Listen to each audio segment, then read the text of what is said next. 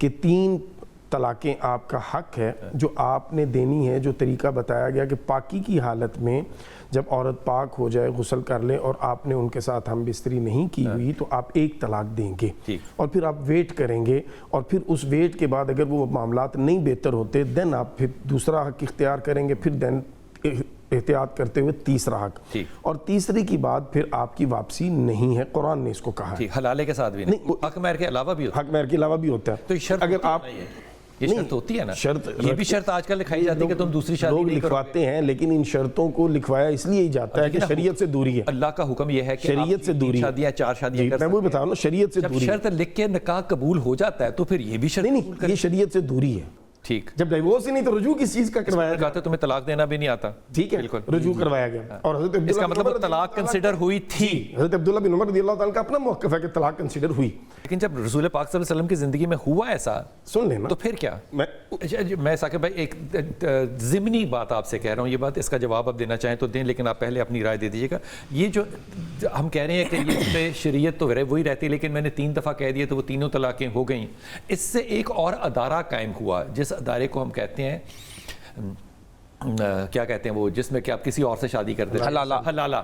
اب اس سے حلالے کا ادارہ بھی قائم ہوا، اور پھر اس غلطی کو ریکنسائل کرنے کے لیے پھر علماء اکرام نے کہا کہ حلالہ جو ہے یہ بھی ناجائز ہے، یہ بھی اسلامی نہیں ہے، تو پہلے دروازہ کھولا کسی بھی تعزیر کے تحت، پھر ہم نے اس کو ریورس کرنا شروع کیا۔ یہ کنفیوژن کیوں پیدا کی ہے آپ کے خیال میں؟ آپ کے ہاں طلاق کا کیا پروسیس ہے؟ بسم اللہ الرحمن الرحیم، والصلاة والسلام علی رسول الکریم۔ بلال بھائی بہت شکریہ۔ اصل میں چیز یہ دیکھیں، نکاح جو ہوتا ہے نا وہ اللہ کے حکم کے مطابق ہے، اللہ رسول نے جو حکم دیا اس کے تابع ہم نکاح کرتے ہیں، اور اسی حکم کے تابع ڈائیورس طلاق ہوگی، ٹھیک ہے، یہ شرعی معاملہ ہے۔ ٹھیک، اس کو ہم اپنے کلچر، لیکن طریقے الگ الگ ہیں، میں عرض کرتا ہوں، اس میں ہم اپنی کلچر، ہم اپنی چیزیں ثقافت کے نام پہ یا قانون کے نام پہ جو بھی لانا چاہیں وہ اس امبریلا کے نیچے ہی لائیں گے، ادروائز وہ قابل قبول نہیں ہوگی۔ ٹھیک ہے، اب اللہ رسول کے حکم کے مطابق جب انسان نکاح کر لیتا ہے تو پھر رسول رحمت صلی اللہ علیہ وسلم نے جو طلاق کا طریقہ ارشاد فرمایا وہ وہی ہے جو حضرت نے ارشاد فرمایا کہ 3 طلاقیں آپ کا حق ہے جو آپ نے دینی ہے، جو طریقہ بتایا گیا کہ پاکی کی حالت میں جب عورت پاک ہو جائے، غسل کر لے اور آپ نے ان کے ساتھ ہم بستری نہیں کی ہوئی تو آپ 1 طلاق دیں گے، اور پھر آپ ویٹ کریں گے، اور پھر اس ویٹ کے بعد اگر وہ معاملات نہیں بہتر ہوتے دین آپ پھر دوسرا حق اختیار کریں گے، پھر دین احتیاط کرتے ہوئے تیسرا حق، اور تیسرے کی بعد پھر آپ کی واپسی نہیں ہے، قرآن نے اس کو کہا ہے۔ حلالے کے ساتھ بھی نہیں، سن لیں نا، قرآن نے کہا کہ پھر وہ عورت جو ہے فَإِن طَلَّقَهَا فَلَا تَحِلُّ لَهُ مِن بَعْدُ حَتَّى تَنكِحَ زَوْجًا غَيْرَهُ، وہ نکاح کرے گی، شادی کرے گی باقاعدہ، اور اس شادی کے بعد اگر اللہ نہ کرے ان کی وہاں پہ شادی جو ہے وہ پھر کسی وجہ سے خراب ہوتی ہے اور ڈائیورس ہوتی ہے، دین اگر وہ چاہے تو پھر کنسیڈر ہو سکتا ہے پہلے شوہر کے بعد دوبارہ شادی کا۔ یہ شادی ہے، یہ وہ نہیں ہے کہ آپ ایک شرط لگا کے، کنڈیشن لگا کے جناب کہ میں صرف نکاح اس لیے کر رہا ہوں کہ وہ نہیں، نکاح میں شرط نہیں ہو سکتی، نکاح میں شرط نہیں ہو سکتی، نہیں، شرط کس کی چیز کی؟ آپ طلاق کی شرط لگا کے کیسے نکاح کریں گے؟ یعنی ایک چیز آپ کر رہے ہیں کہ میں آپ سے یہ رشتہ قائم کر رہا ہوں اور اس کو میں نے ختم کرنا ہے۔ کیا نکاح میں کوئی شرط ہو سکتی ہے؟ شرط نکاح ہو سکتی ہے، شرط میں نکاح ہو سکتا ہے، شرط جب سامنے آئے گی تو پھر اس حساب سے بات اب ہم اس پہ کریں گے۔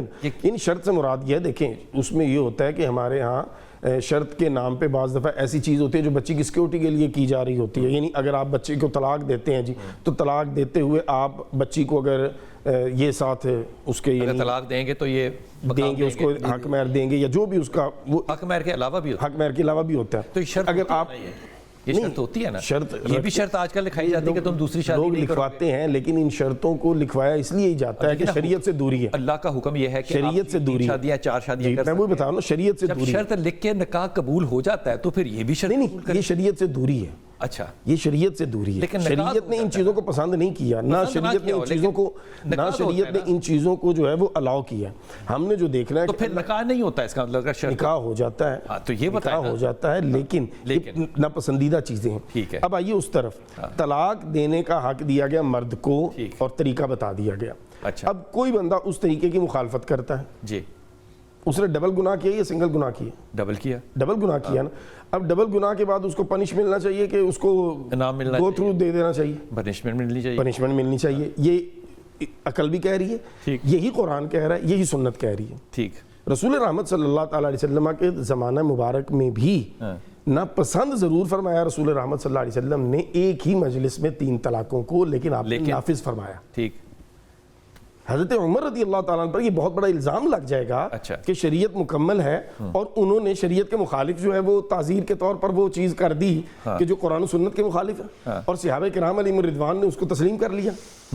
दूसरी सवाल, नहीं ये बात फिर बताइएगा, आप कह रहे हैं कि रसूल पाक सल्लल्लाहु अलैहि वसल्लम के ज़िंदगी ज़माने में और हज़रत अबू बकर रज़ी अल्लाह ताला के ज़माने में भी ऐसा हुआ? 3 तलाक़ें नापसंद ज़रूर की गई, लेकिन एक ही नाफिज वक्त की में, गई। एक ही एक ही वक्त वक्त में, में, लेकिन नाफिज की गई। लेकिन नाफिज की नाफिज की गई। हज़रत अब्दुल्लाह बिन उमर रज़ी अल्लाह ताला ने जो अय्याम मखसूसा में तलाक दी, रसूल रहमत सल्लल्लाहु अलैहि वसल्लम ने नापसंद फरमाया, लेकिन लफ्ज़ है रुजू करो।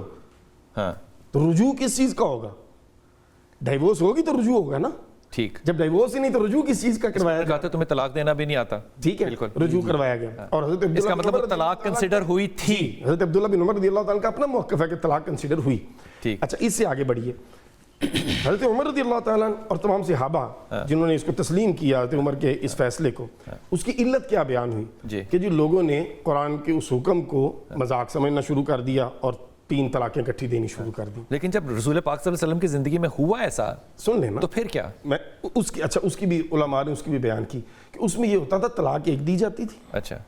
और ताकीदन उसको बयान किया जाता था, लेकिन बाद में जब लोग आए, ताकीदन से क्या मतलब? तलाक की ताकीदन से ताकीद। मतलब ये है कि तलाक एक दे दी, अच्छा अब तलाक देने की इरादा और नीयत नहीं है, और अच्छा ताकीदन बताया गया मैंने आपको तलाक दी है। ठीक ये है।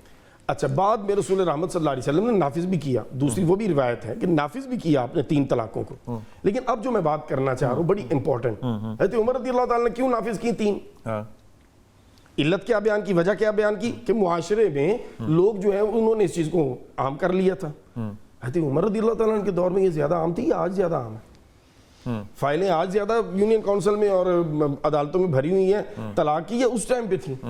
तो उस टाइम पे जो है तो उमर रज़ी अल्लाह ताला ने किया है, आज तो फिर ज़्यादा ज़रूरत है उस चीज़ की। क्यों फिर आप उस चीज़ से हटना चाह रहे हैं? तो आप कह रहे हैं कि ये जो एक आदमी 3 दफ़ा तलाक दे दे, जी। रसूल पाक सल्लल्लाहु अलैहि वसल्लम की ज़िंदगी में भी इसकी मिसाल मौजूद है, नापसंदीदा है या नहीं ये अलग बात है, लेकिन उसको माना गया। तो